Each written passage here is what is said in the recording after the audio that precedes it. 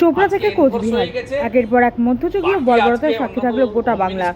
রাজ্যে এবার আইন শৃঙ্খলার অবনতির অভিযোগে 355 ধারা চান রাজ্যের বিরোধী দলনেতা শুভেন্দু অধিকারী। তার দাবি, রাজ্যে এখন 355 ধারা জারির সঠিক সময়। কেন্দ্রকে সুপারিশ করুন রাজ্যপাল। 355 ধারা জারি করে মমতা বন্দ্যোপাধ্যায়ের কাছ থেকে পুলিশ কেড়ে নেওয়া হোক।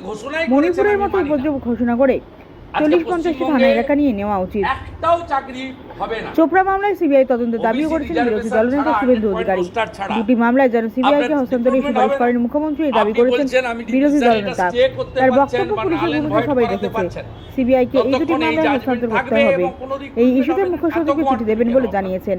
তদন্তের ভার সিবিআইকে হস্তান্তর না করলে আদালতের দ্বারস্থ হওয়ার হুঁশিয়ারি দিয়েছেন বিরোধী দলনেতা। তো এক স্যান্ডেলে আমারটা দেখেছেন, একটা লোকের নামে 12টা কেস, তার মধ্যে 3টে মার্ডার কেস, এবং এর আগেও কিভাবে আমরা শুনেছি কোথাও খাপ পঞ্চায়েত হয়, এখানে তৃণমূল পঞ্চায়েত, সরাসরি টিএমসির নেতা এবং গুন্ডা মস্তান, পশ্চিমবঙ্গকে মুসলিম রাষ্ট্র হিসেবে ঘোষণা করা হামিদুর রহমানের সবচেয়ে বড় হাতিয়ার। আমি মুখ্য সচিবকে লিখব কোচবিহারের অপরাজিতার ঘটনা এবং চোপড়ার মেহরুন্নেসার ঘটনা, এই দুটো ঘটনাই সিবিআইকে ট্রান্সফার করার জন্য বাংলার মহিলা মুখ্যমন্ত্রী যেন রেকমেন্ড করেন। আমি মুখ্য সচিবকে লিখব, যদি গ্রহণ না করেন এই মামলা দুটো ট্রান্সফার করার জন্য যে আইনের আশ্রয় নিতে হয়, প্রয়োজন হলে তাই নেব। শুনুন, কোচবিহার, তারপরে চোপড়া, পরপর একের পর এক ঘটনা, অন্যদিকে গণপিটুনি, এরকম বহু ঘটনাই পশ্চিমবাংলায় ঘটেছে বা ঘটছে। এগুলো কোনো কারণে সামনে এসে গেছে। আপনার একই ঘটনা আপনার কলকাতার খুব কাছেই, ক্যানিং থেকে শুরু করে, ভাঙড় থেকে শুরু করে অনেক এলাকাতেই ঘটছে এবং তৃণমূল থাকলে ভবিষ্যতেও ঘটবে। আজকে দেখা গেল যে বিজেপি বিধায়ক, মহিলা বিধায়করা তারা বিক্ষোভ দেখাচ্ছিলেন এবং স্পিকার বলছেন কোনো পারমিশন নেই, তাও বিক্ষোভ দেখাচ্ছে।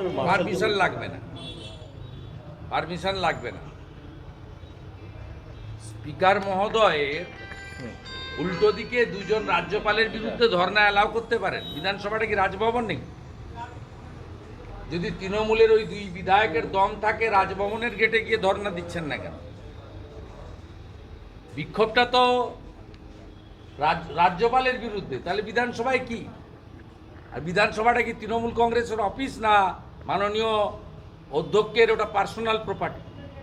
বিধানসভাটা হলো পশ্চিমবঙ্গে যারা ল মেকার তাদের জায়গা এবং গণতন্ত্রের একটি বৃহৎ পীঠস্থান। স্বাভাবিকভাবে এক যাত্রায় তো পৃথক ফল হতে পারে না। Without slogan, without obstructing any road, যদি পিসফুল ডেমনস্ট্রেশন ওদের দুজন দিতে পারে, আমাদেরও 4-5 জন মহিলা এমএলএ দিতে পারে। এটা কি চলবে? এটা কি অব্যাহত থাকবে? আমরা একটু পরেই সিদ্ধান্ত নেব। কন্টিনিউ করার ইচ্ছা আছে এবং পশ্চিমবঙ্গ মহিলা কমিশন যারা ঘুমাচ্ছেন তাদের কাছেও দরবার করার প্ল্যানিং হচ্ছে এবং পার্টি নির্বাচিত জনপ্রতিনিধি সবাই বৃহত্তরভাবে নামার পরিকল্পনা আমরা নিচ্ছি।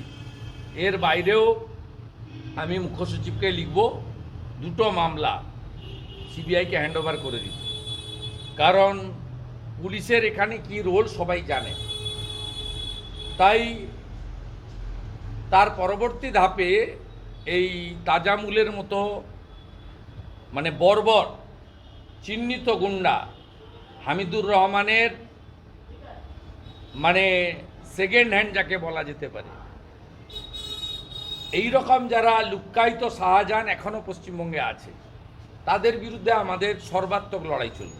সাংবিধানিক বডি হোল্ড করছেন কাস্টোডিয়ান। আমি sorry to say, with heavy pain আমি বলতে বাধ্য হচ্ছি যে তাদের অনেক কিছু করার থাকলেও তারা করেন না।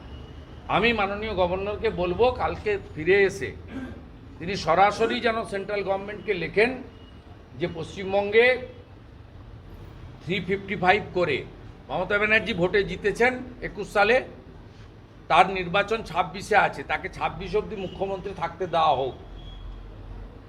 তার অর্থনৈতিক প্রশাসনিক ক্ষমতায় হাত দেওয়ার দরকার নেই, কিন্তু তার কাছ থেকে পুলিশটাকে কেড়ে নেওয়া হোক। This is the high time.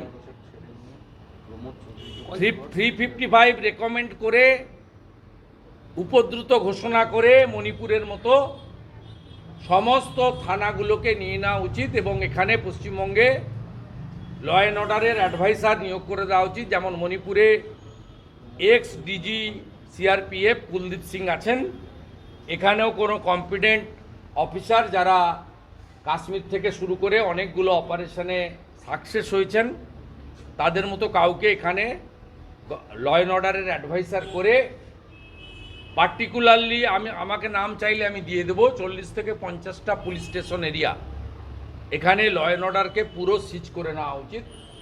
কারণ 355 অ্যাজ এ হোল রাজ্যে লাগানো যায় না, কতগুলো পার্টিকুলার এরিয়াকে মার্ক করে লাগানো যায়।